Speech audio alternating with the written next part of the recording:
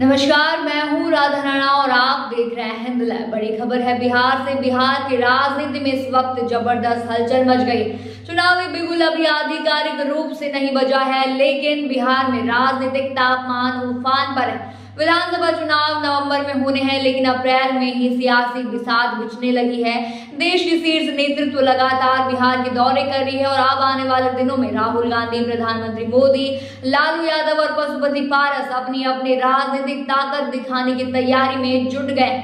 बिहार में बनते बिगड़ते नए समीकरणों के बीच सवाल उठता है, क्या यह सभी गतिविधियां चुनावी नतीजों को पहले से तय कर देंगी? राहुल गांधी जो बीते 4 महीनों में तीसरी बार बिहार का दौरा करने जा रहे हैं, 7 अप्रैल को पटना पहुंचेंगे। वहां वह संविधान सुरक्षा सम्मेलन में हिस्सा लेंगे।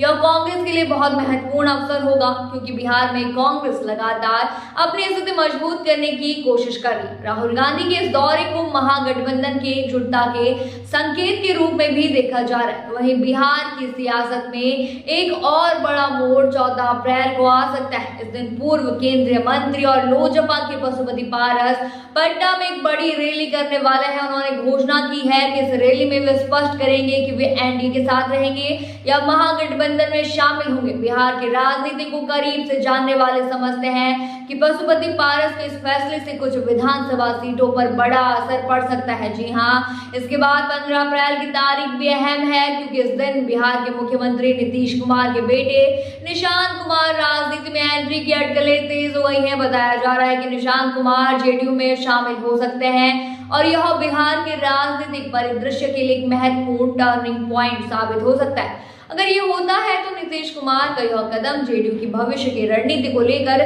कई संकेत दे सकता है। अब बात करते हैं सबसे बड़े दिन की। 24 अप्रैल, यह दिन बिहार की राजनीति के लिए बहुत बड़ा साबित हो सकता है, क्योंकि इस दिन प्रधानमंत्री मोदी बिहार दौरे पर आ सकते हैं।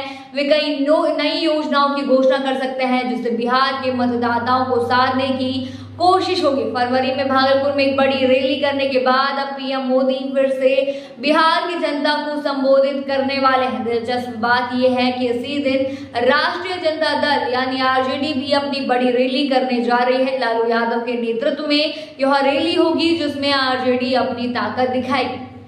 यह संयोग नहीं है, बल्कि रणनीति का हिस्सा माना जा रहा है कि जिस दिन पीएम मोदी बिहार में होंगे, उसी दिन आरजेडी भी शक्ति प्रदर्शन करने वाली है। इससे साफ जाहिर है कि बिहार की सियासत में सीधा मुकाबला अब बीजेपी और आरजेडी के बीच दिखाई दे रहा है। बिहार की राजनीति में हमेशा से जातीय समीकरणों का महत्वपूर्ण योगदान रहा है और इसी को ध्यान में रखते हुए सभी दल अपनी अपनी रणनीति बना रहे हैं।